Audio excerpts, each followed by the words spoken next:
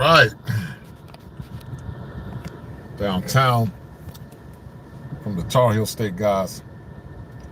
And you know, I want to talk about, I was live a few minutes earlier, guys. I had the opportunity to get stable and talk to a few patients. But I'm back again. And the reason why I'm back, guys, is because I wanted to talk about Eboni K. Williams and the price of doing business in modern times. I want to talk about Eboni K. Williams and the price of doing business in modern times. There's a price, gentlemen, men and women, to pay when you get outside of divine order. There's a price to pay when you put your career over family. Now listen, if career means more to you than family, then I'm not talking to you. If you don't believe in family and you believe in career, then get your career. I tell women if they want to get their career, focus on your career if you don't believe in family. But if you do believe in family, it's not wise to put your family aside while trying to get a career. It's not wise at all. And so there's a price for doing business when it relates to being a modern woman. And Eboni K. Williams has proven that. Eboni K. Williams went to my alma mater, UNC Chapel Hill. She's a Tar Heel like me. We both went to the same school. And thank you for the guys that gave the super chats earlier. I was driving, so I couldn't read it. So I don't know who gave me a super chat earlier, but I appreciate it. But I wanted to talk about Eboni K. Williams and the price of doing business in modern times for this reason. We always, guys, talk about family. We always talk about community. You know, you hear people all the time saying, oh, we need to get the black community together. But how's Eboni K. Williams influencing young women when it comes down to getting that MRS degree? But on the flip side, Eboni K. Williams is having a baby, but she doesn't have a husband. On one man end, she talks about getting an MRS degree, but on the back end, because she's so career-oriented, she's about to bring a baby into this world without a father. And, you know, it proves over and over and over and over again, guys, the dysfunction that we're dealing with in America, but also in Black America. The dysfunction that continues to permeate in modern times and modern culture and modern relationships. And the reason why it continues to permeate, guys, is for a myriad of reasons. It permeates because we don't have, as I talked about earlier in the show, we don't have shame anymore. A lot of the women don't have self-awareness or self-reflection. We don't have a culture where men come together and men have standards high enough to say that you're not going to get my resources or my money or my time in your latter years after you've given your body to multiple men. And because of that, guys, we continue this ongoing cycle over and over and over and over and over again. Relationships are predicated on principles, but also relationships are predicated on family. And you're right, Callie Dev, it's the breakdown of the family. You're 100% correct. And I've said before in the past, there are 7 steps to male optimization. One of those 7 steps is family. But Eboni K. Williams, in my opinion, is not a good example for modern women that want to get an MRS degree. You know, Eboni just got cited, and she's 40, and she had a baby do in vitro fertilization. But what does that say about a woman that squandered almost 20 years of her life focusing on a career? What is that going to do to that little baby when that little baby is going to be raised in a level of dysfunction as well? And you got valiant women like Crimson Cure. You got sisters like Take Heed. And I remember, I can't think of her name, Chantel Simone, and even Security Boss while she was in America. She's in South Africa now. And my dear friend Lulu Bean that actually always talk about different things. But Eboni K. Williams is bringing a baby into this world synthetically, not in the right way with a father and a mother. She didn't get it through seminal being inseminated with a husband. But Eboni K. Williams got this baby, guys, by in vitro fertilization. Now, there are going to be some critics that say, oh, she's a grown woman, she can do what she want to do. And you're 100% correct. She can do what she want to do. But what kind of example is she giving to younger women that look up to her What kind of example is Eboni K. Williams giving to younger women that that see her as an icon? What kind of example is Eboni K. Williams teaching younger women that don't know and understand that they have a time clock if they want to be a wife and if they want to be a mother? As I said before earlier, I am not against a woman getting a career. I don't have a problem with that. But a woman that's 40 years old, she's bypassed geriatric pregnancy. She does have the money to get all the proper treatment and hormones for this particular pregnancy. She got all of that. But then you got to ask yourself the question, how is that going to impact her family? And see, so what you guys are seeing now, you got a generation of modern women that want the seed of a man, but they don't want to be under the umbrella of the seed of a man. You got modern women that say you came from a black woman, but by them coming from a black woman, they really didn't come from a black woman, they came from a black man, because you can't get a black baby without having a black father. The woman is just an incubator. She only incubates the seed of that man. But the lack of awareness, the cognitive dissonance, the lack of regard for family, the lack of regard for more or less, how can I say it, protecting their bodies, it tells it all. And you guys are seeing it more or less now manifest in Eboni K. Williams, as Eboni K. Williams is having a baby. She's having a baby. I think she's 5 months pregnant. But what kind of example is she giving once again to younger women? And what does that mean to an already faltering black community where there's no black male leadership? See, as I said many times, guys, before in the past, modern women want what's called taxation without representation. And there's a price for doing business when you want the seed and the protection of a man, but you don't want to fall under his umbrella. One of the things I love about Crimson Cure, one of the things I love about Sherazade Ali and many others, even though our worldviews on religion could be different, I do respect their perspectives. One of the things I love about the Nation of Islam is that they believe in family. And you're right, the Pookie and Ray Ray show, extremely selfish child will have no biological family, right? Who is the father of this test tube baby? She got a test tube baby, but where's the father to lead her and guide her and to guide that family into a healthy way? Where's the father? There is no father. And that's what's happening now, guys. All too often now, we have children being born in single parent homes. We have children being born in situations where they don't have parents. We have children being born in situations where the fathers are not around, and the mothers don't many times allow them to be around. And they think it's okay to bring a baby in a very turbulent circumstance, in a very turbulent situation. And as a therapist, guys, one of the things we talk about risk factors and we talk about protective factors. The protective factors of having a baby in an intact home is financial stability, good self-esteem, good schools, good health, good mental wellness. And that child got a higher chance to thrive when they're in a home with a strong father and a strong mother and a strong community. But now with the government giving women jobs, sometimes those jobs at the behest of competent men, empowering them to be depowered because marriage rates are dropping, and having babies post 40 or at 40, your first child, when you should be a grandmother or have at least teenagers, in vitro fertilization, it's a problem, guys. And once again, it's a problem for a myriad of reasons. You cannot have a sprawling black community or any community, white men or black men, or a strong America without strong families. You can't have it.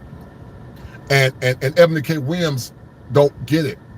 And so Eboni K. Williams is doing a lot of double talk. On one end, she talks about women getting their MRS degrees. But then what kind of example are you giving to these women having a baby through a test tube at 40 years old? And I'm not here to shame Eboni K. Williams. She's a grown woman. She can do what she want to do. But I think it's a bad look for a myriad of reasons, because what it teaches a lot of younger women is that your career is more of a priority than family. And here's the problem with this, guys. Here's the problem with putting career over family. As men continue to mature and grow, men get better with time if they are doing the work. And that's a caveat. If the man is doing the work, that man gets better with time.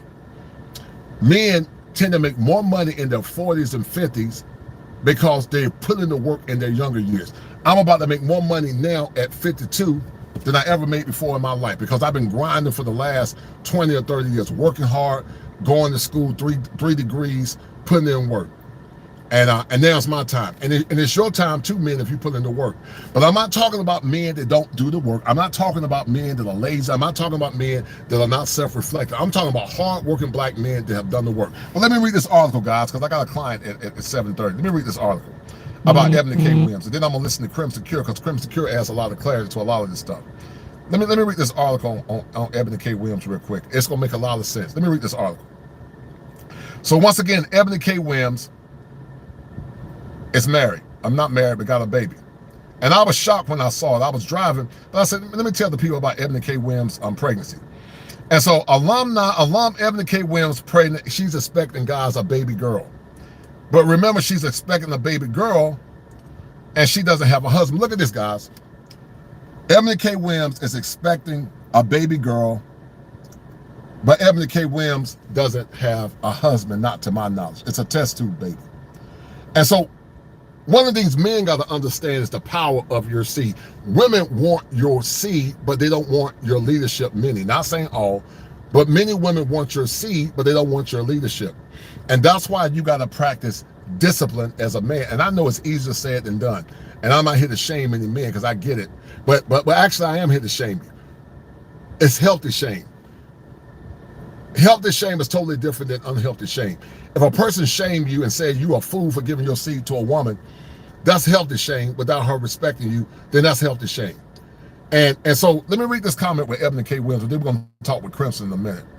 But Eboni K. Williams, it's not the shame. Now listen to what they said, guys. Eboni K. Williams, her pregnancy journey, why she's proud to be a single mama by choice. Look how dysfunctional that is, guys. And that goes back to what we talked about earlier. There is no more healthy shame. It's nothing honorable about bringing a baby into this world without having a loving father. But this woman says, man, this is powerful, because it ties, I didn't even know this, what was going on, but it ties into what I was talking about. It's not the shame-ridden narrative that it used to be. The Real Housewives of New York tells people. This is powerful, guys. So basically what she's saying, there's no more shame. And like I said before, guys, because they try to silence men and silence equitable women when we hold them accountable, now there's no more shame associated with having babies outside of wedlock, having test tube babies, and having babies damn near when you 40 years old. So let's read. I'm going to read this article real fast. So it's not the shame-ridden narrative that it used to be. The Real Housewives of New York star tells people. Eboni K. Williams tells people she is pregnant, guys, with her first baby. The equal justice with Justice Eboni K. Williams start opening up about single mother by choice. And what kind of example, guys, is that teaching young women? That being a single mama by choice is something honorable. That's why our community is so darn dysfunctional, and that's why it's falling by the wayside at a light speed rate, because there's no more healthy shame in America. And you cannot change behaviors unless you have safeguards in place to hold people accountable. The safeguard in place back in the past was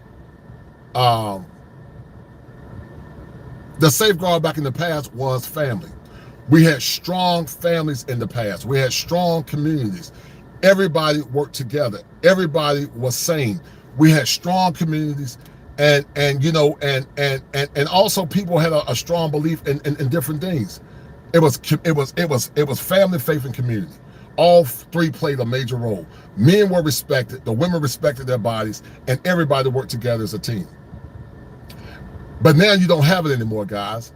And so now Eboni K. Williams and so many others can have babies outside of wedlock, and we just laugh at it. Shout out to the Orange Pill nurse. Shout out to James. So I was wondering if you were going to talk about, yeah, I just saw read Orange Pill Nurse a minute ago, man, while I was doing a show earlier, and that's how I got to address it. So thank you, brother. I just saw it. And let me show you something. I understand what you're saying, Orange Pill Nurse, about people using religion, and I respect your position. I do respect your position, Orange Pill. But faith can play a role, and it did play a role, because there was a healthy shame. But now there is no more healthy shame. There's no more healthy shame in relationships anymore. Nothing is sacred anymore. And that's why we have so much dysfunction in the black community. So let me finish reading this article real quick. So the thing was, Williams had ended that engagement years before and had no plan to wait for another relationship to come along. I'm doing this thing solo. So basically, she's a strong and independent woman, and she decided to bring a baby into this world solo. And so basically what Eboni K. Williams is doing, she's perpetuating dysfunction. Eboni K. Williams is perpetuating the dysfunction, guys, that we always talk about. Right, I see your point. No, I meant her bringing God into, okay, got you, brother. Thank you, Orange Peel Nurse. I appreciate it, brother. Thank you for that clarity. Thank you, sir. I appreciate it. Yes, sir. I see your point, brother. Thank you, Orange Peel Nurse. And shout out to my man, James Turner. In letting the public know Eboni is looking for someone to co-sign that bullcrap. Yeah, she's looking for a fool to do it, because I would damn never do it. What man in his right mind want to take care of a woman with a test tube baby? And so the thing was, Williams had ended that engagement years before and had no plans to wait around another year to come along. I'm doing things solo, alumni recalled telling Dr. Daniel Stein of the West Side's Clinic, this is about me, not he. Look how selfish she is. And somebody, I think Callie Dale said it. Callie Dale said she's selfish. Somebody said she was selfish. And giving the jobs at the sacrifice of competent men. Yes. But somebody said she's selfish. I don't know who it was. But somebody did say she's selfish. And you guys are correct. She's very selfish. And so this is about me, not he. Williams 40 is part of a generation of women redefining what it means to be a single mother. So basically, it's okay to bring a baby into this world without a father, guys. It's okay to bring this baby into a world without the love, instruction, and care of a masculine man. It's okay to damn sit up and complain and cry about black men not stepping up, the communities are dying, but Eboni K. Williams is perpetuating the dysfunction that we often talk about. She is perpetuating the dysfunction that we often talk about. I might do a second show about this woman. This woman, guys, as y'all can see, has a baby through in vitro fertilization. She has a test tube baby, nonetheless. She got a test tube baby. And so she said, I wanted to pursue the single motherhood choice journey for the past 2 years. So basically, she's normalizing dysfunction, and she's normalizing that having a baby outside out of wedlock or outside of a father is normal.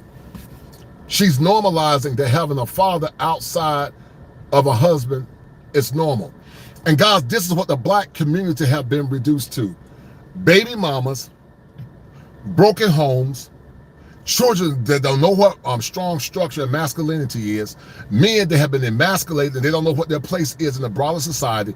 Did you guys know right now the black boys have a higher suicide rate than at any point in human history? Black boys are having a higher suicide rate than at any time in human history. Black boys are taking their lives because they're frustrated.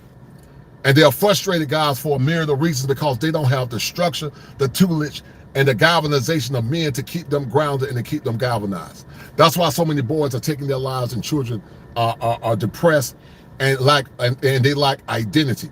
I've been with my wife for 28 years. You know, it ain't always been good. But at the end of the day, it ain't always been bad either. And I can see a major difference with a strong black father in the home and having a mother versus when kids don't have neither of the two. And so she said that my mother, Gloria, raised me all by myself. Listen, perpetuating dysfunction, that's called transgenerational trauma. My mother, Gloria, raised me all by myself and did so in an era at a time when being a single mother in this country, especially the black single mother, was the most disgraceful things. Look at what she said, guys. Y'all see my point? Do you guys see my point? There was a time where it was healthy to shame women for bringing babies into this world without fathers.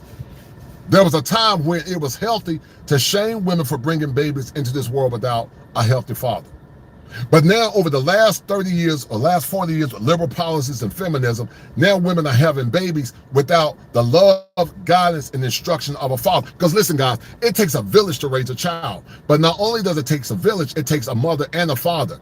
Because children need the tutelage of both parents. And so she said, this is what Eboni K. Williams said, my mother, Gloria, raised me all by myself and did so in the era at a time when being a single mother in this country, especially the black single mother, was the most disgraceful thing you could do. And like I told you guys over and over and over and over again when I've done these shows, when I talk passionately about a time, guys, when black families were strong and when being a baby mama was disgraceful. That's why you hear me talking about it, because guys, once again, I'm from Gen X.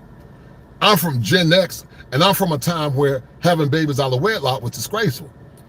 But now it's not disgraceful anymore. Now it's not shameful to bring babies into this world with a lot of dysfunction. It's not disgraceful anymore. And that's why so many women are having children outside of the tutelage of marriage. And they just talk about it. Me and my man Top Gun talk about it sometime in the back. And we talk about how dysfunction has become the damn new norm. And as a therapist, I know that there are risk factors and protective factors associated with children. And so when you take fathers out of the equation, you have a bunch of dysfunction and abnormality. And so Eboni K. Williams said, especially a black single mother was one of the most disgraceful things that a woman could do, but also choosing it. And so she said, it's not the same shame-ridden narrative that it used to be, steeped in poverty, that's steeped in scarcity, that's steeped in rejection. They're steeped all in those heartbreaking and trauma points. Listen to what she's saying. Eboni K. Williams is proving my point, guys. Eboni K. Williams is proving my point, and she's proving why men...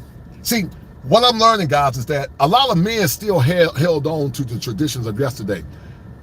They still held on to the traditions of yesterday. They still held on to the old school traditions about tradition and family and traditional gender roles. But we don't have that anymore. What we have now is the normalization of bad behavior. And that normalization, guys, has turned to what I call a pathology. That normalization has turned to a pathology. I gotta be careful, guys. I got a cop right up here, so I gotta make sure I got this phone down. I'm gonna go park somewhere where I can talk. But it's a problem, guys, for a lot of reasons, because it impacts the children. And like somebody said earlier, a lot of these women are just damn selfish. They're just selfish, and they don't think about how their behavior is impacting these kids. I took my daddy to the hospital today. My dad is 80 years old. And, you know, we didn't grow up in a privileged family, but I did have my mother and my father. And my parents are blessed because they got 3 kids that are looking out for them. But now, most kids don't know what it's like to have a strong mother or have a strong father and a mother in the home. Black people were some of the greatest people in the past. Black people at one point we were the moral high ground for America. Because as I said before in the past, guys, there was no family or there was no community like the black community. That's why I'm telling you single men, if you're single, like Orange Peel Nurse and like Top Gun and like James Turner, do not deal with Western women that don't believe in your value system. I'm gonna say it again to the brothers like James Turner, Orange Peel Nurse, and Top Gun and all the other brothers that are listening. Do not deal with modern women that do not embrace what your values are. As a man, you want to get with a woman that embrace your value system and believe in what you believe in. If that woman does not embrace your value system and or believe in what you believe in, you are wasting your time. Theology says that a wise woman builds a home, but a foolish woman tears it down. And what you guys are seeing now, you got a bunch of foolish women that want traditional norms, but they want to remain modern at the same time. And I'm telling you, men, once, and I'm telling you again, for your mental wellness. If you get with the wrong woman, not only could you suffer mentally, but you can lose everything that you work hard for. The Orange Peel Nurse, you sound like you're a professional man. Imagine Orange Peel Nurse, if you're not married, you got with the wrong woman. And you lost everything you worked hard for because you got a woman that did not respect your value system. And that's why it's so important for men to master discipline. I know it's easier said than done, especially when you're younger. But some of you men have been so used to not getting love and affection for so long, you don't have a problem with mastering discipline now. You don't have a problem with it at all. And that's why I keep telling men over and over again that once you understand modern women and modern female nature and modern female behavior, you will be a fool to sabotage the things that were important to you in the past, all for the sake of getting some vagina. Because let me tell you something, once you get that 5-minute ejaculation, or that 5-second ejaculation, after you've been humping for about 3 minutes to 5 minutes, what else do you have to show, or what else do you have to prove or show? And so we live in a world once again where modern women are paying the high cost for being modern women. They are paying a high cost for being modern women. And we're seeing it manifest with high depression rates. We're seeing it manifest with them having high eviction rates. We're seeing it manifest with men checking out, not wanting to get married. We're seeing it with men going their own way. We're seeing it with marriage rates dropping and marriage bridals dropping and all, because what men are doing is a cost-benefit analysis. And in that cost-benefit analysis, men are saying, what am I getting that can qualify me to have a good woman? But folks struggle with it and they get mad at it because they want to keep men in a suspended state of animation. Shout out to my man Top Gun for that $5 super chat. Top Gun said that let me see. Top Gun said that dopamine is super powerful, that we must put the on full display. Yeah, I call it that dopamine rush on Top Gun, and a lot of it is the hope that they're going to get the same experience that they got, that their grandfather got. And you know, many times me in Peaceful Life, I came up with a term called hole-flation. Many times people think that with that dopamine that they're going to get what they got 20 or 30 years ago. But they're not going to get what they got 20 or 30 years ago. And the power of dopamine and the power of love is dangerous. That's why I tell you men over and over and over again, you should love your woman within reason, but you should never fall in love. Shout out to my man MC Recovering Wellness for that too. Thank you, brother. You should love a woman within reason, but you should never fall in love, because falling in love is a detriment to your mental well-being. And so it goes back to what I talked about earlier, guys, healthy shame and unhealthy shame. But now, because the church is so weak, now because black men have been, and men in general have been socially engineered to be silent, anytime men speak out about what they want, as I said earlier in the earlier show, they call it toxic masculinity, they call it misogynoir, and they say all these weaponizing points to shame men and to keep men into silence. You can't have any standards anymore, because anytime a man says what he wants or what he prefers, it's negative. It's misogynistic, it's misogynoir, whatever you call it. And all these buzzwords is just a way to keep men in a perpetual cycle of shame and arrested development. That's why I said before, guys, earlier, there's a such thing called healthy shame, and there's a such thing called unhealthy shame. And healthy shame, once again, is totally different than unhealthy shame. And so Eboni K. Williams, once again, it's like the typical modern woman. She waited too long. She waited too late. She gave up all her peak fertility years to the point she had to get her eggs frozen. And a lot of women are doing that.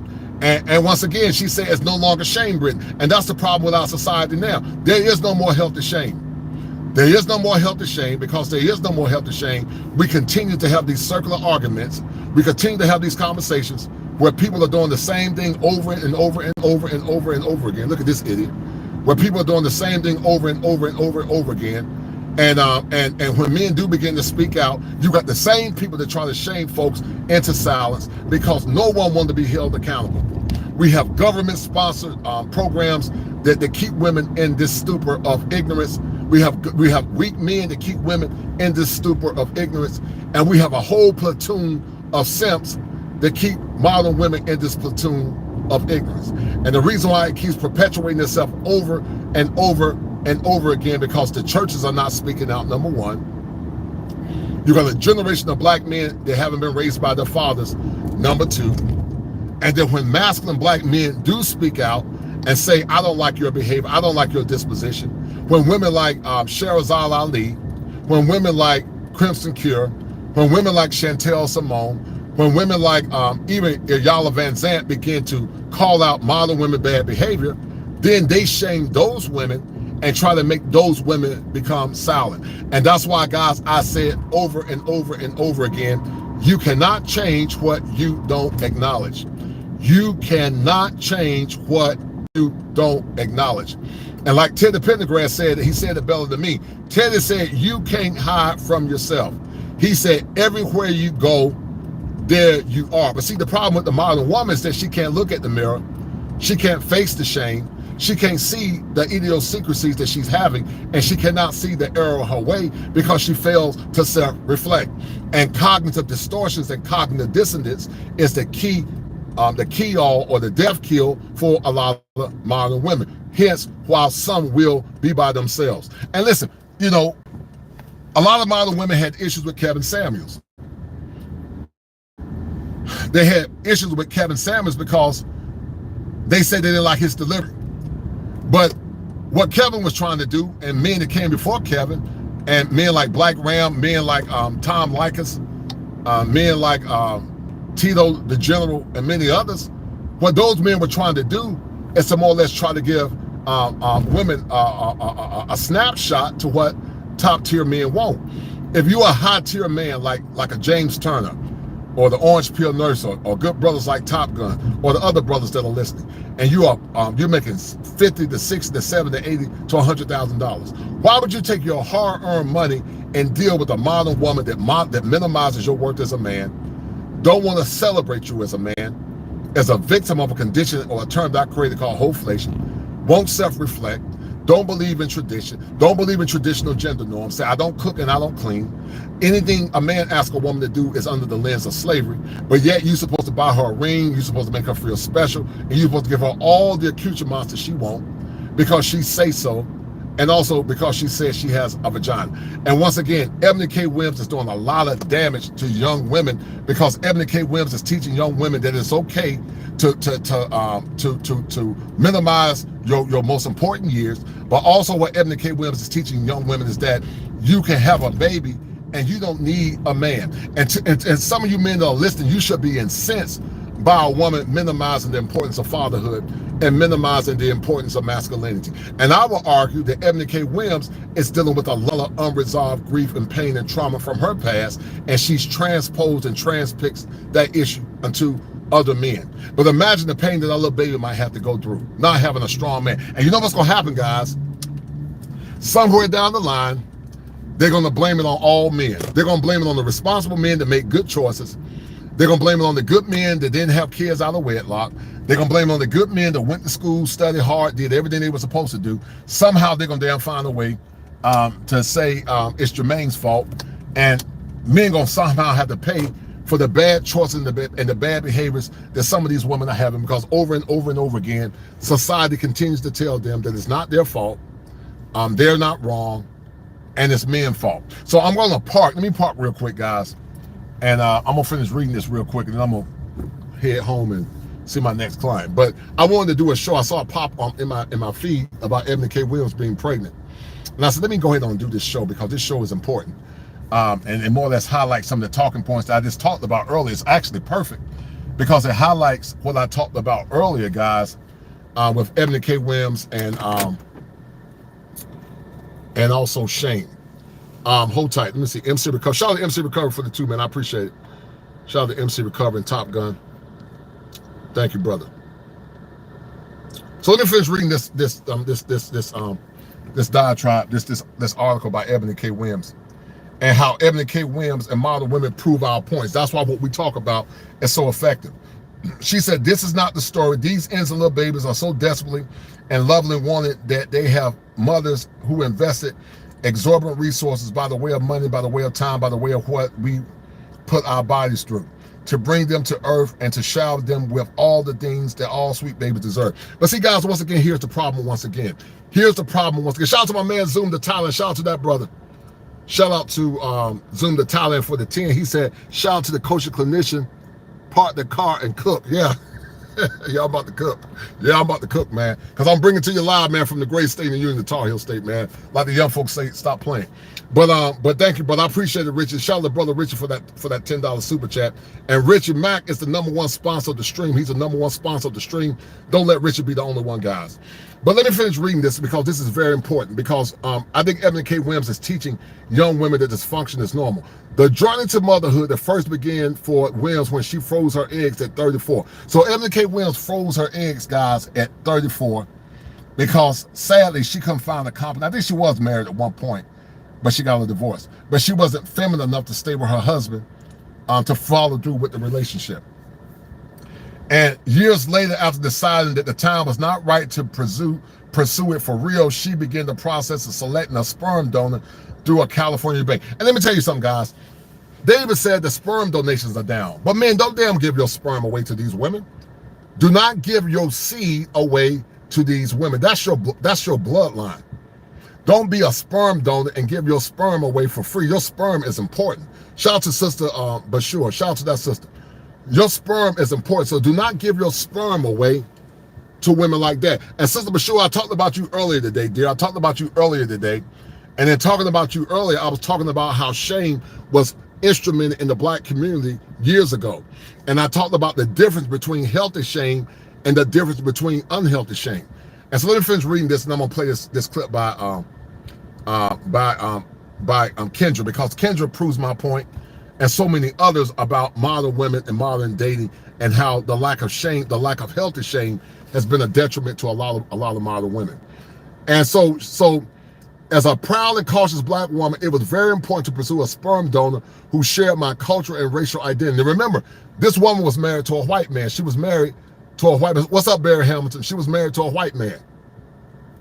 The equal justice and Judge Eboni K. Williams say noting that a shortage of black sperm anonymous donations in America made that no easy feat. So Eboni K. Williams wanted the seed of a black man, but she didn't want the leadership of a black man. After, guys, she was married to a white man. Y'all see that? You see how crazy that is? She wanted the seed of a black man, but she didn't want the tutelage and be under the leadership of a black man. You see how crazy that is? And that's why I keep telling you guys, your seed is liquid gold. The seed of a man can produce a multiplicity of different people. So when women say, your mama is black and black women brought a woman to the earth, the woman is just an incubator. The woman is the soul, the man is the seed. Without the seed, there is no life.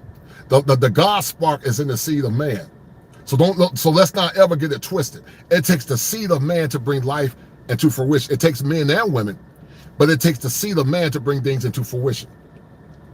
And she said, I was very, very, very blessed and fortunate to have found a fantastic donor. That's why I keep telling you guys, do not give your seed away. Do not give your seed to a modern woman like Eboni K. Williams and so many others. And so, guys, this is her right now. Pregnant as a tick. But at the same time, she doesn't have a father to lead her child and to protect her child and to teach her child how to be a lady. That's why our communities are dying, because there's so much liberal dysfunction. At one point, black folks were some of the most God-fearing people in the world. Black folks were some of the most respectable people in the world. Black people and the black churches and black organizations kept America strong, but we don't have it anymore. Now what we damn got is dysfunction. She is pregnant. She got a sperm plug.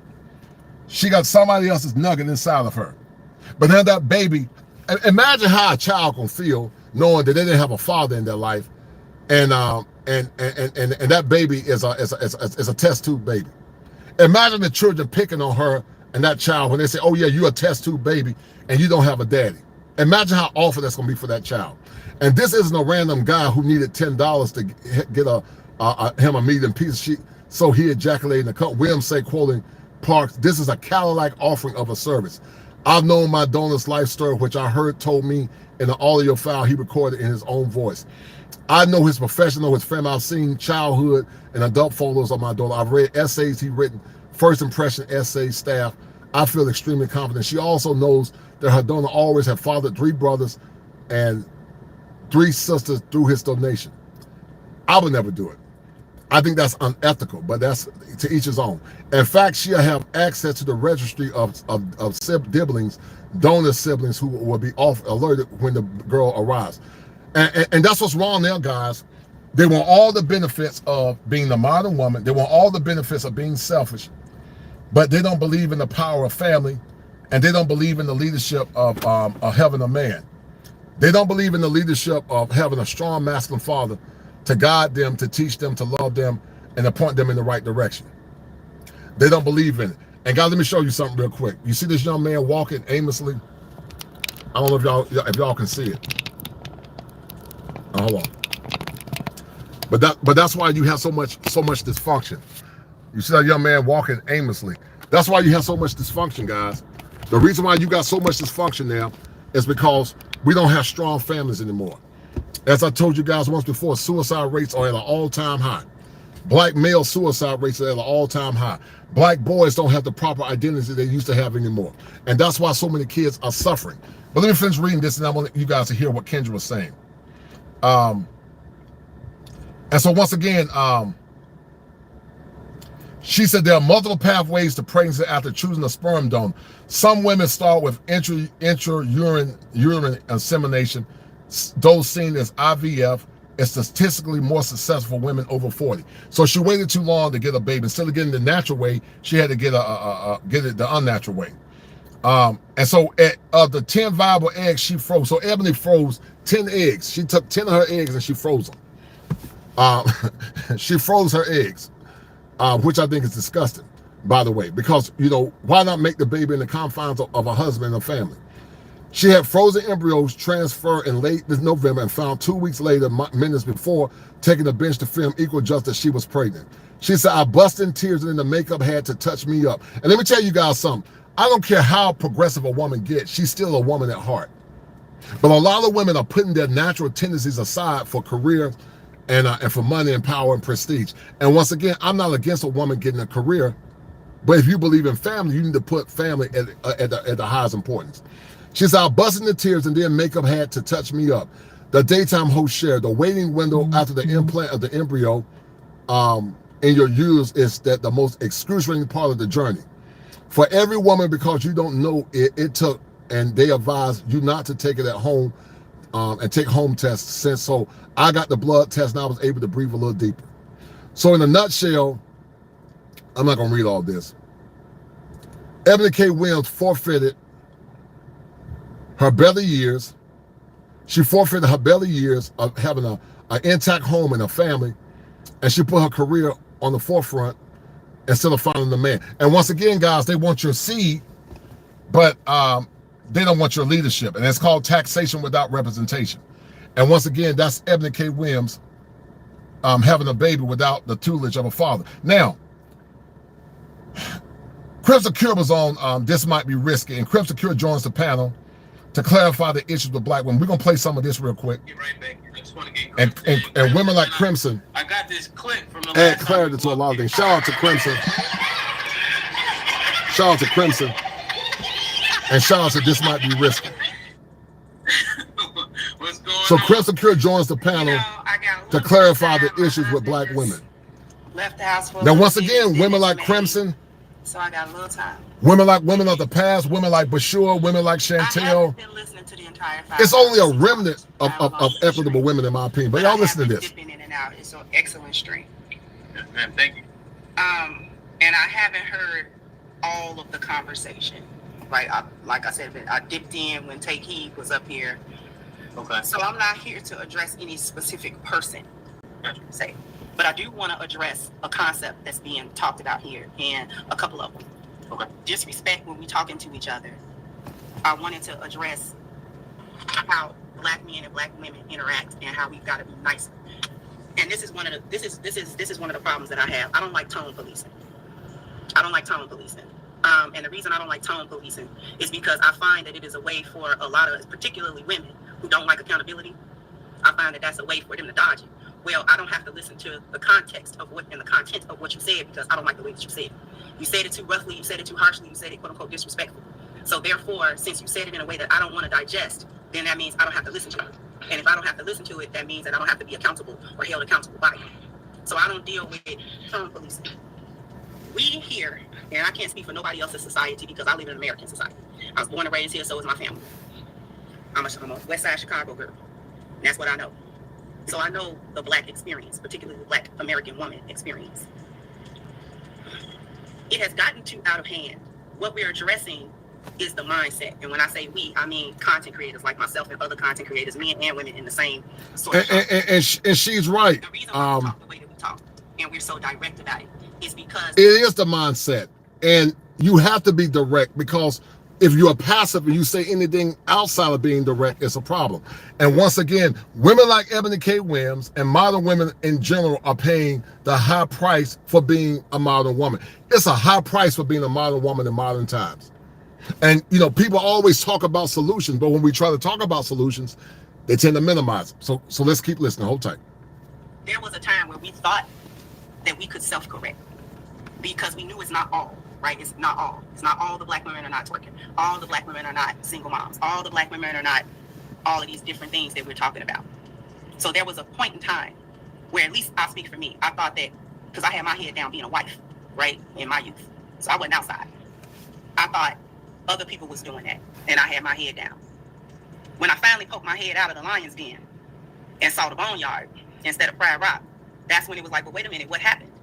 The reason why we're speaking so directly and so publicly in this way is because it's necessary. And I speak particularly to black women. Our image is so bad. Our image, our collective image is so bad because we allow the minority of hyenas to run and hoop and holler across the plains without being checked. And we said it's not everybody, so it shouldn't affect everybody. We were mistaken. We were mistaken with that. So now it's at critical mass. Our families are broken. Our homes are broken. The women don't have no cover. A lot of us don't got no sense. The men have been displaced because now we're fighting against masculinity. We don't like it. Right. And Crimson's correct. I call it the minimization of masculinity. That's a clinical term that we call minimization and magnification. The masculine man has been diminished in the home. The voice of reason, which is something spiritual, has been diminished. And anytime men say anything outside of the liberal framework or the liberal paradigm, they weaponize language to keep men in a state of arrested development. And that's why, guys, I say it's so problematic. And let me tell you women something, some of you good men.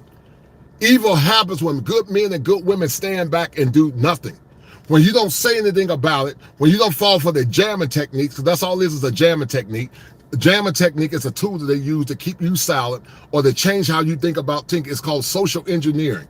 A lot of this stuff is social engineering. So if you say one thing is wrong, then they use a jamming technique that force you to think another way. So when people start saying stuff instead of y'all speaking out, and you sit back in the covers and be quiet, you're probably the problem. But there was a time, like I said before, guys, in the past, there was no woman greater than the American black woman. There was no woman greater than the American black woman. The black woman in the past was the greatest woman ever. But now, because of the vitriol and the dysfunction, the toxicity that we see, when black men and black women begin to speak out, it's a problem. So hold tight. Let me finish playing this. Hold on. I'm about to get on the roll in a minute because I got to get back to my office. Hold on. Because now we're fighting against masculinity. We don't like it. We got all of these other things that's going on. We don't understand each other. We're not trying to understand each other. We talk past each other. And the root of that is a bad value system. The root of that is not having our priorities straight as a people. She's right. We value the wrong things and we look at the wrong things and then we live our lives valuing those wrong things. She's right. So when we get on these cameras and these podcasts and we start talking specifically about women, the women get mad. And they call women like me mammies and pygmies, right, and whatever other foolish names. I don't nobody care about the names. Right.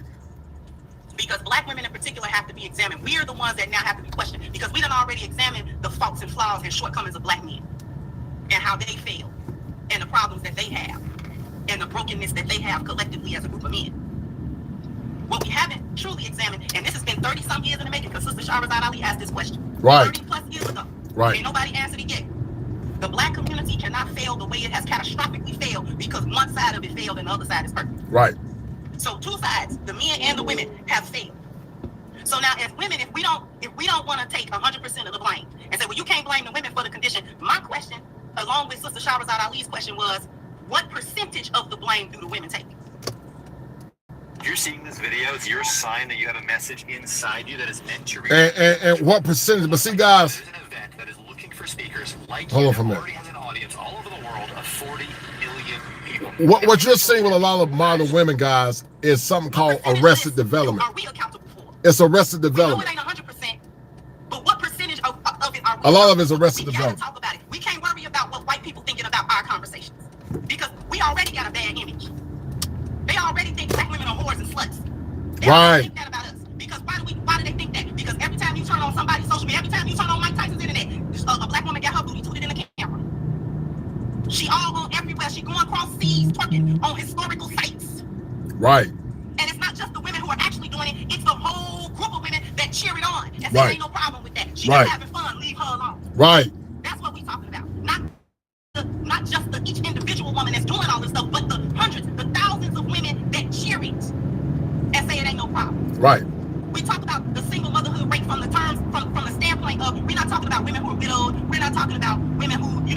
husband passed on, or, you know, some extenuating circumstance that made her single with her children. We're talking about the recklessness of a womb that you're responsible for as a woman. And guys, listen to this. And then we champion that. And she's right. Damn near 30% of children now, or 80% of kids or more, are being born in single parent homes. You got kids now that don't know what it's like to have an intact home with a mother and a father. And it's become so abnormal now. If people see kids and families with a mother and a father, they see those people as abnormal. So dysfunction is normal and being functional is abnormal. Up is down and down is up. And when we try to have conversations that can get to more or less higher criticism or higher conversations, we can't have those higher conversations, because every time you try to have those higher conversations, they come with the shaming language, they come with the jamming techniques, they come with the minimization, because a lot of them are dealing with something called arrested development. You got a lot of young women and a lot of men, but I would say more women dealing with arrested development. You got a generation of weak men that don't know what it's like to be masculine. You got a generation of weak men that were raised by their mothers. You got a generation of weak men that don't have standards. I remember back in the 80s and the 90s and the 70s that being a baby mama was damn shameful. It was shameful. Eboni K. Williams just said it. She just said how shameful it was to be a single mother without a father. But now it's become so normal that anytime other people say anything about it, we use those jamming techniques and we use shaming language to more or less keep those people silent, because we don't want to self-introspect, do the work, take ownership for that bad behavior, and make the corrective change. That's why I told you guys over and over again, this so-called black community is dead, it's gone. Gen X was the last normal community. Gen X wasn't perfect, but I still say Gen X was one of the best communities, or the best, not community, one of the best time slots they ever created, because Gen X had a byproduct of traditionalism and also old school. And Gen X people got it from the mud. Now, Gen X women are partially to blame for some of this rampant radical feminism. And some of these Gen X men are responsible for a lot of the sympathy that happened because they didn't put the foot down. But I will say that Gen X women back in the past, or Gen X women in general, were a better product. Me and Peaceful Life had a conversation, and we were talking about how, at least from Gen X women, some of those women didn't mind cooking and cleaning for a man. Some of those women didn't mind cooking their boyfriend a meal. They were still indoctrinated, but they weren't as bad as they are now. But like Crimson is saying, now only a small percentage of the women are causing chaos, and a small percentage are more or less making all the good women that are quiet and silent look bad. And that's why you women gotta speak out. The good women gotta speak out, and the good brothers gotta speak out. I don't see this societal community being changed in our lifetime. It ain't gonna happen in our lifetime. I just don't see it.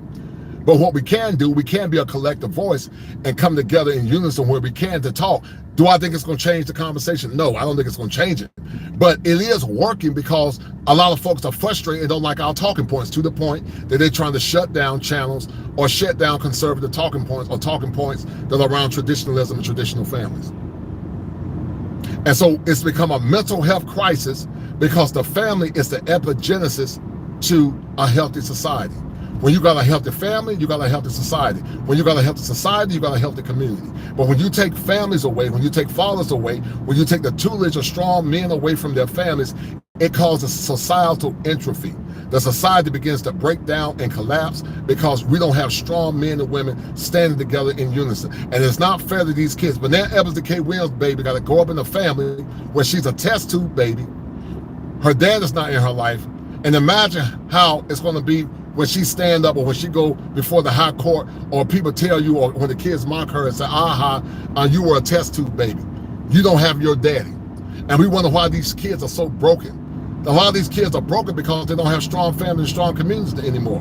It's not all these kids' fault. Some of it's their fault, but it's not all their fault, because once again, we don't have strong families and we don't have strong communities anymore.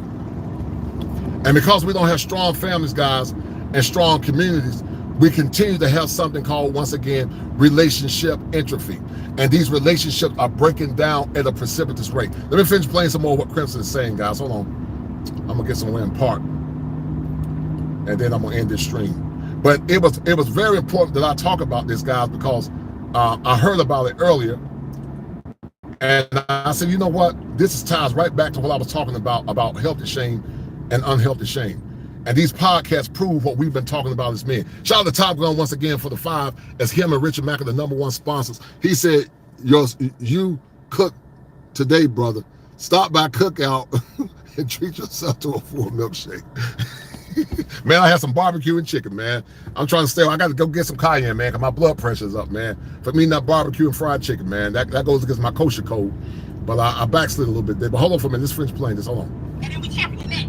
Well, ain't nothing wrong with single motherhood when we are producing bad product. When our boys don't know how to be men because ain't no men around to raise them, and our girls don't know how to be women. Right. Because there are no feminine women around to raise them. Right. So we gotta have these conversations publicly. We can't worry about what you keep it in house. Keep it in house well.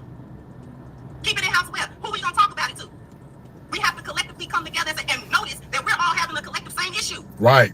So now how do we resolve it? And when we talk about what the women need to do to resolve the women's problems, I'm not talking about what the women need to do to resolve the men's problems. The men can resolve their own problems. They can handle themselves. Right. The women have to resolve the female problems. I So totally say, agree. baby, keep your legs closed. Don't let every man have you. Right.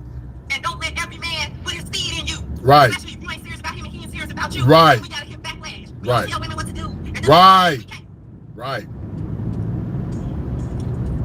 I'm done. Tom, why should people join us on June? And guys, when you start having those conversations, it falls on deaf ears because they're deaf. Now listen.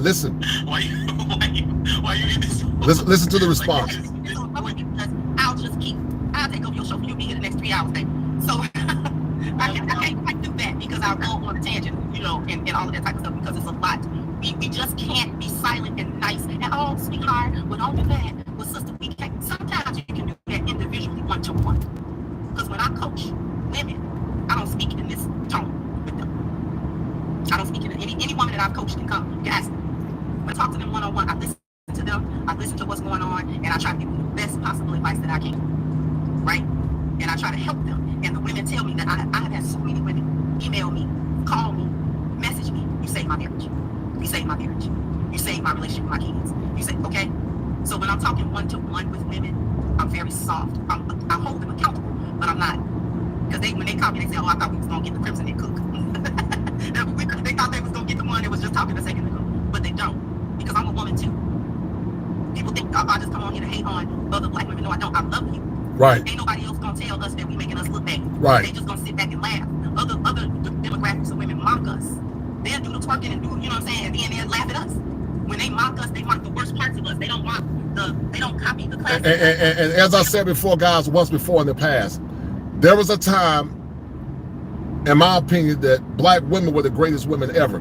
The things that the liberal white women did, black women didn't do it.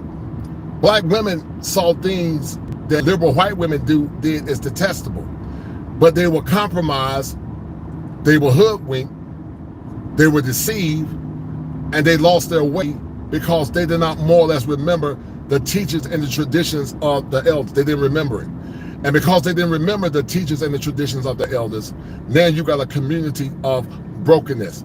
And so once again, evil abounds when good men stand back and do nothing. When good men don't say anything. Listen, if some of you men that got kids, I want my daughters to have good husbands. One of my daughters is already married. But I got 2 other girls that are not married. I want my daughters to find good husbands and build strong communities and strong black families and a strong America. If they want to marry somebody white, that's their business. You know, that's up to them, or from another ethnicity. But we don't have it anymore. And it's getting worse. And every time somebody tries to speak, because a lot of these women are dealing with arrested development and they're so liberally indoctrinated, we can't have a cogent conversation. See, black woman, they don't copy her, they copy the ratchet and the vernacular and girl, what's going on? They copy that, they mock that. Shout out to my man, Barry Hamilton for the $3 pound. Thank you, Barry.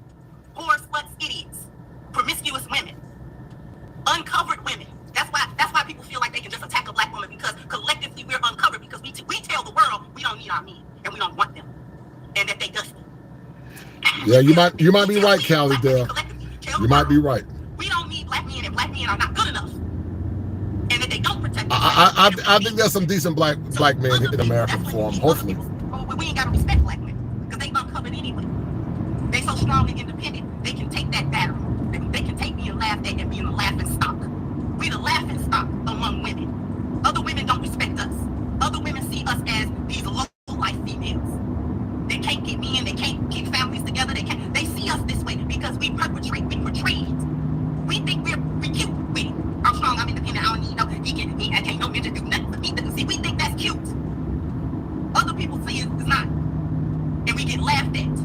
Right. Not only do we get laughed at, we get treated badly in real time. Right. When we go places. So when we get disrespected, it's not because other people see black men disrespecting us. It's because they see us disrespect us. Right. We disrespect ourselves. Right.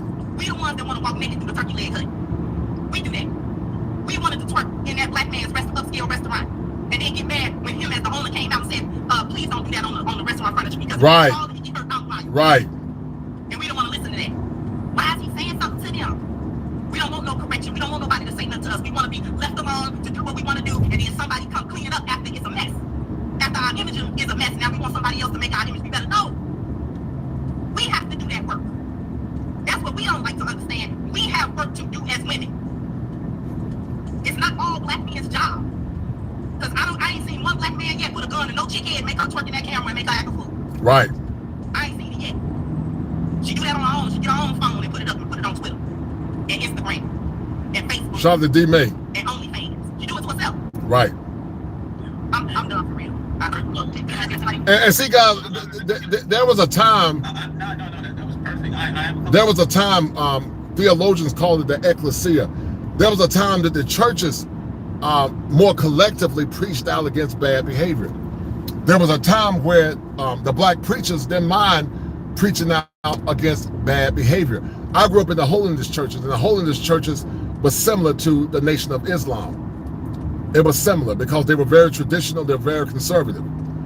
But somehow tradition, and like Jews say, evil men crept in unaware. And because they crept in unaware, now what you got is a generation that don't look nothing like the generation that we remember as Gen X kids. Gen Xers and some Zennials remember when things were normal, especially if you're a Gen X. But we don't have it anymore, guys. And I don't see it changing anytime soon. Hold tight. Damn, well, just a little commentary on the uncovered thing. Like, I didn't quite, I understand it, but the breakdown is important, you know, to what it feels like to be uncovered. Like men, you know, we often say we feel like that, but you know, I don't know if you heard me say this before, but football makes sense in every situation in life. Everybody's playing. There was this big ass white boy that played linebacker next to me in high school, right? And there was this team that was running the ball down our throat. We couldn't stop it. So I said, Jake, you have to sacrifice yourself so I can make these tackles. That's how that works. You're gonna take all this damage to make these tackles. So they applauded Christian. Me. But guess who was doing the work? Him. Because he covered me up enough to where they couldn't get to me and I was making them tackles. Like when you said that, you know what I mean? But he was messed up the whole, like, he didn't practice all week, taking that much damage, you know? But when you say you can do it, you say that you don't need the person to cover you up, you gotta take them bullets. And I didn't have the body to do it, but he did. You know what I mean? And if you say you don't need it, then if I would have had to take it, we would have lost that game.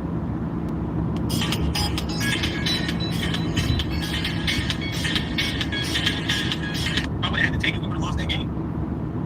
You know what I'm saying? Like, that just... It's the covering of men. See, we done reduced men down to $1. Right. He got a certain dollar amount. You know, Right. And reducing men to $1, guys.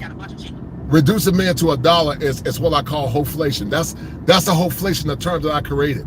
And that's why my man Peaceful Life came up with his concept called relationship capitalism. Meaning men should live their lives on their own terms and get the best bang for their buck. But see, the world get mad at men that made good choices when they say, I don't want to deal with a modern woman. And so they'll flip it and say, you hate black women or you came from a black woman, which is dumb. Because we're not marrying our mothers, we're looking for black women, the men that are single to marry. I've said it before and I'll say it again.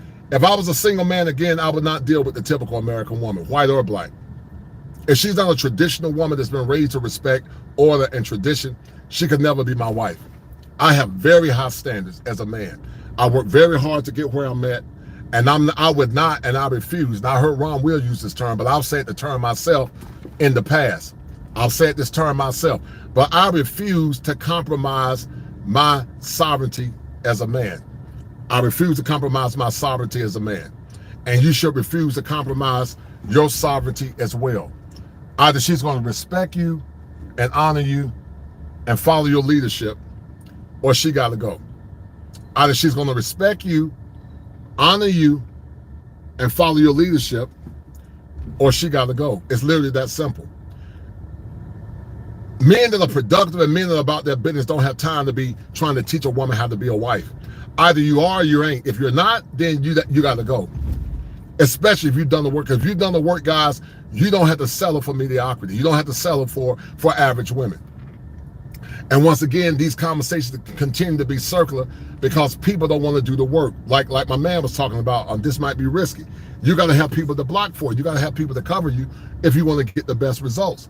But once again, and only here in America, guys, can people want the benefits of traditionalism, but they don't want to put in the work. Relationships take a lot of work. Marriage take a lot of work. Life in general, things take a lot of work. And so if you're not willing to do the work, you're not going to get the results. Give me 1 minute.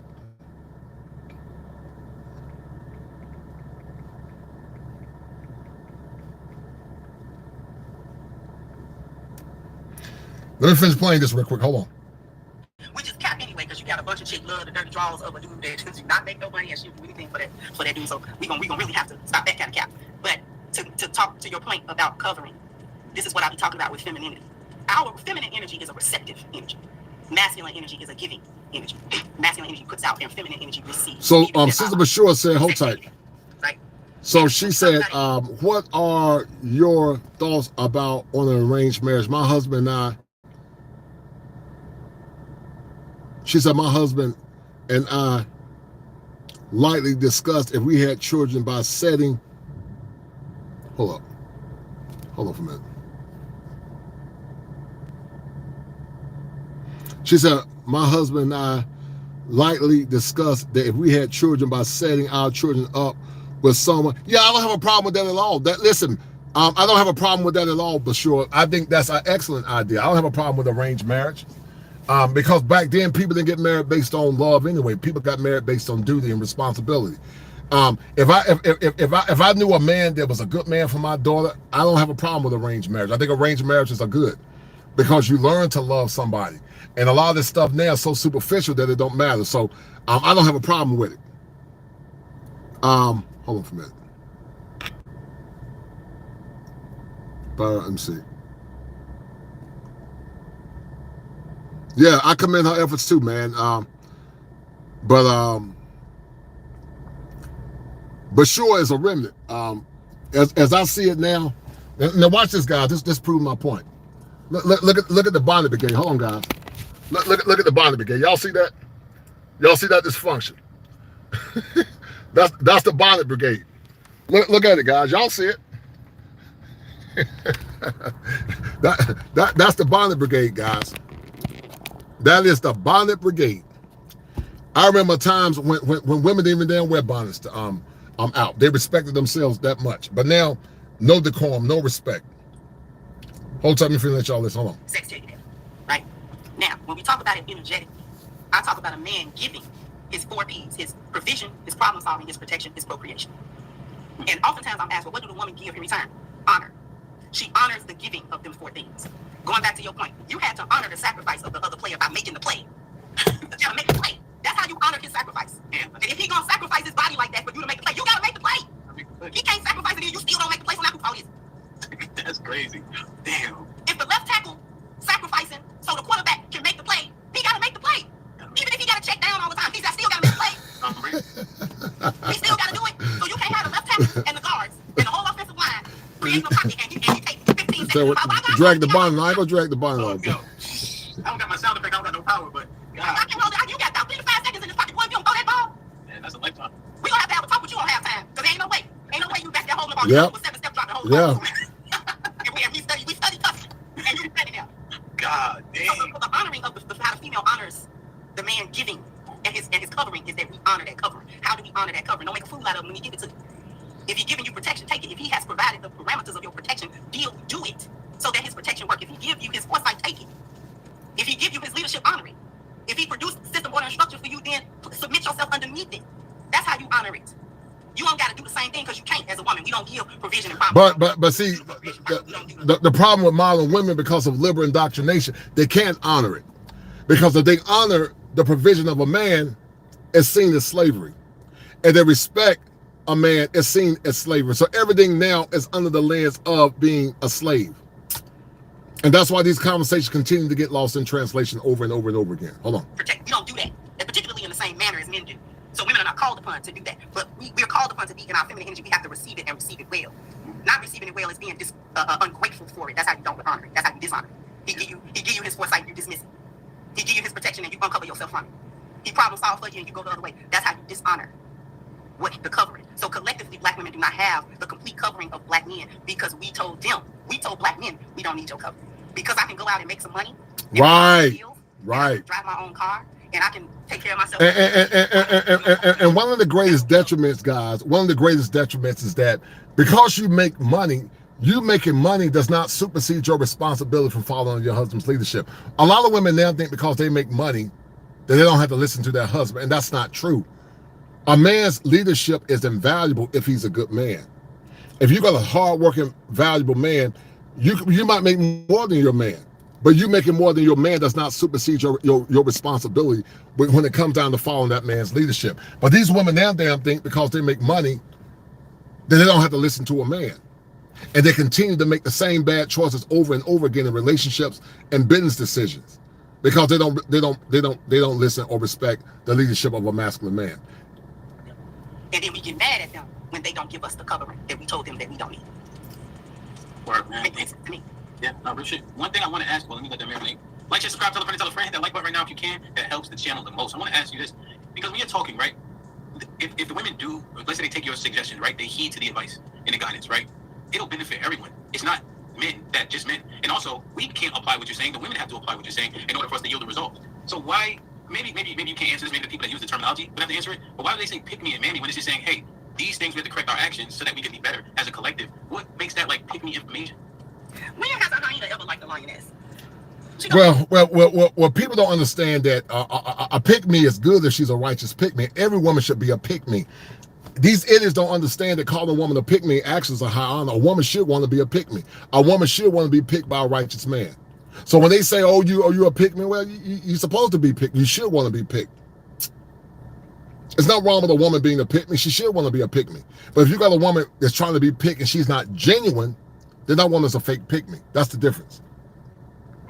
She'll never like her. I don't care what the lioness do. Hyenas don't like lionesses. This is why on my channel I say I don't save. I don't be trying to save no hyenas. I be trying to save lionesses. I talk at hyenas. I talk about them. I don't talk to them because they encourage them. So you can't correct hyenas because they don't want to be corrected.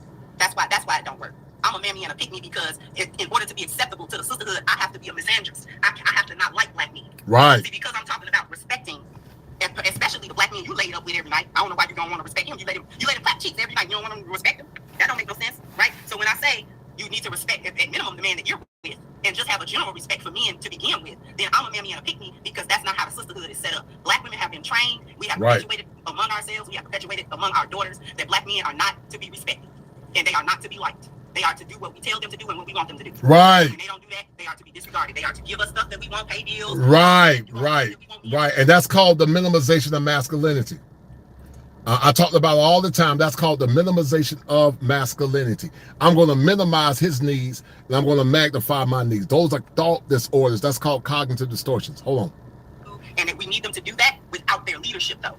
We don't want their system or their structure. We want the benefit of the men, but we don't want the structure of men. We don't want the order of men. This is why I use, going back to the hyena lioness analogy that I use, hyenas are matriarchal. No male hyena has power in a hyena clan. None of them. They serve a purpose, but they don't have no power and no authority. Only the females. That's why I call it the hyenas in the boneyard and all that kind of stuff, because they don't want to. I'm always going to be the enemy. I'm always going to be the opposite. I'm good with that. Like, I'm okay with that. Because a pick-me among us, we the only group of women that have a derogatory name for feminine women among us. We the only group of women that do that. We got a derogatory name. We got a group of names. And I don't know why they say mammy. Mammy is black women that was gatekeeping white supremacy. So they got that all mixed up. Using words don't even know what they mean. Right. So, I mean, the comprehension level is not really there. So I'm not offended by hyenas that don't. Just like an Uncle Tom. Insult me when you look up the definition of it. You can come spin the block when you know what you're talking about. I don't care about the names. Damn. Like, just subscribe, tell a friend, hit that like button right now if you can. It helps the channel the most. Hey, man, anybody want to chime in? Soldier, you said you want to say something before? Oh, at the beginning. Okay. I just want to say something. Just took the words right out of my mouth. You're not going to get psychological depth anywhere else in the Hebrew Bible the way in. You know, with everything, there's a cause and an effect. Women are responding to something that caused their behavior. So when men are out here. Yeah, Theo. Ebony K. Williams got a test tube, baby. I don't know if I need to put that on the thumbnail, but I think I'm gonna put test tube baby on the thumbnail. I don't know, I might get in trouble, so I don't know. I gotta find a creative way of saying it. But yeah, man, she pregnant, man. Eboni K. Williams is 4 or 5 months pregnant with a test tube baby. Hold on. Male role and a female role that has been interrupted by the government, for example, because like before, men used to work and provide for women and their children. Women did not need to work, but now women have to work.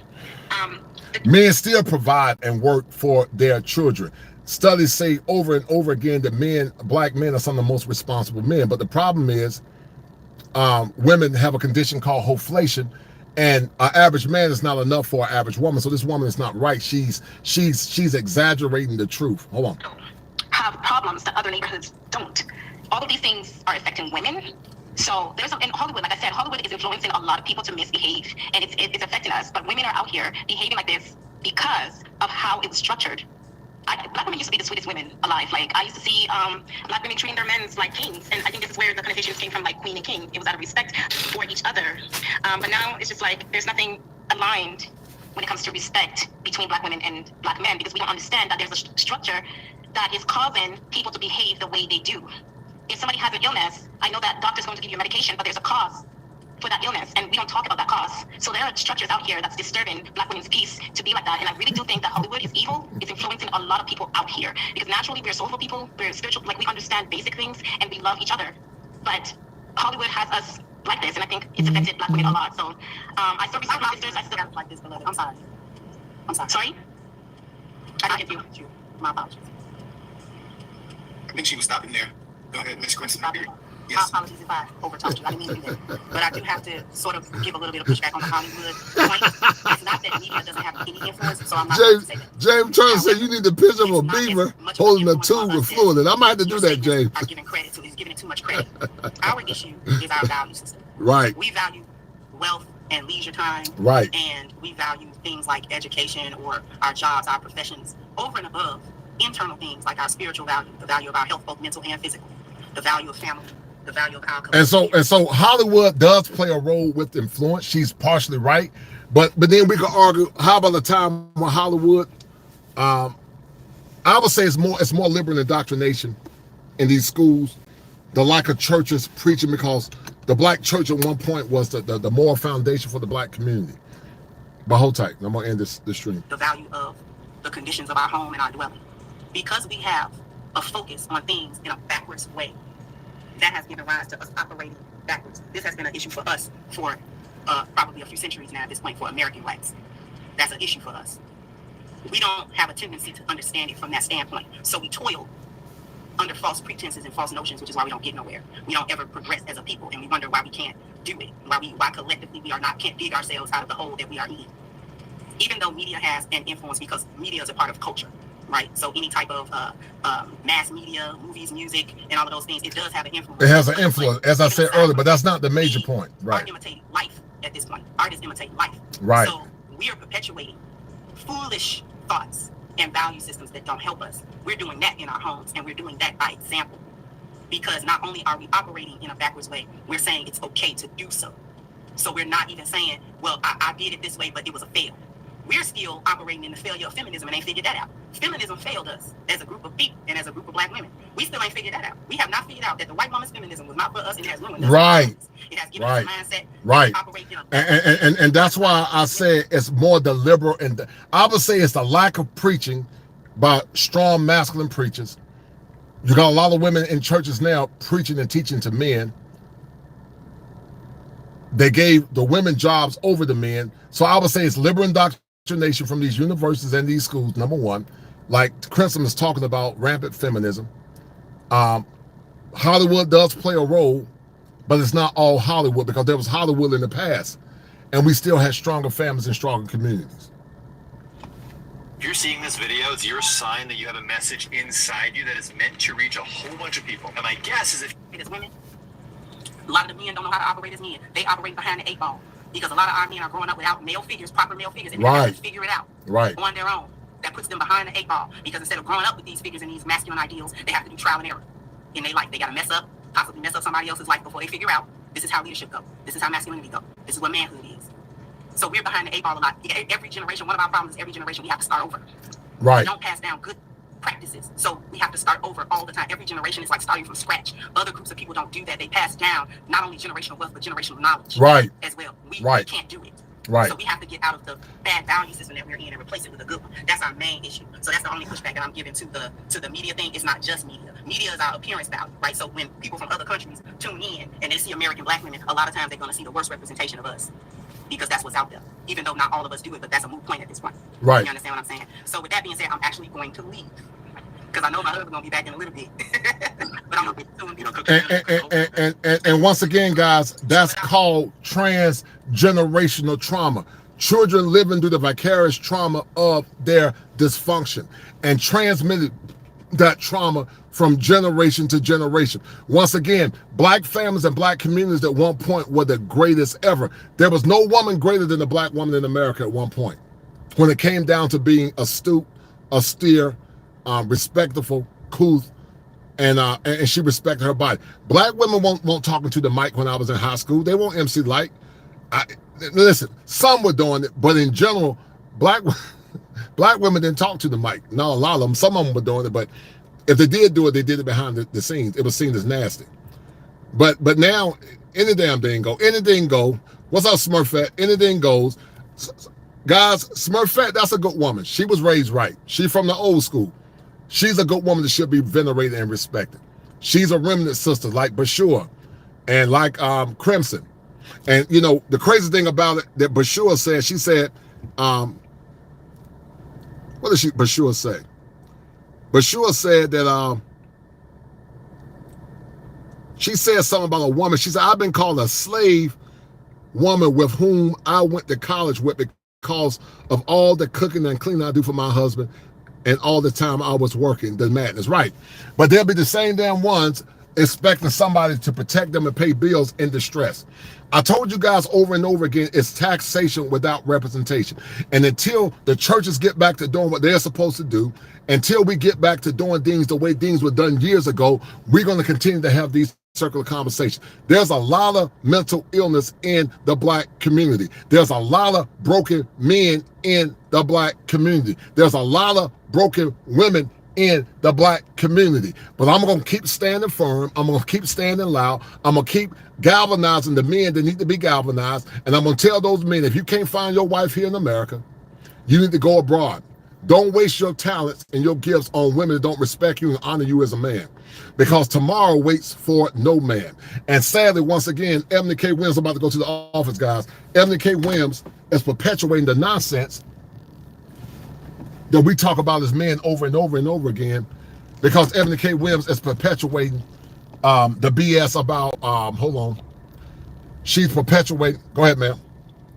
She's perpetuating the BS, telling women that it's okay to them go out here and get babies without having a strong husband, a strong father, and basically telling women that it's okay to have a test tube baby instead of having a traditional family.